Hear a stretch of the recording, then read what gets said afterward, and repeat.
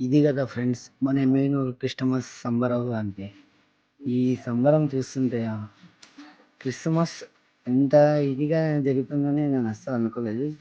2025లోన చాలా గ్రాండ్గా జరిగింది. చాలా నేనైతే ఫుల్ హ్యాపీ. మేమైతే మనస్ఫూర్తిగా క్రిస్టమస్ జరుపుకున్నాము. అలాగే మీరు మీ కుటుంబ సభ్యులు మనస్ఫూర్తిగా క్రిస్మస్ జరుపుకోవాలని కోరుకుంటున్నాను. అలాగే అందరికీ హ్యాపీ క్రిస్మస్ అండి. లోకరక్షకుడే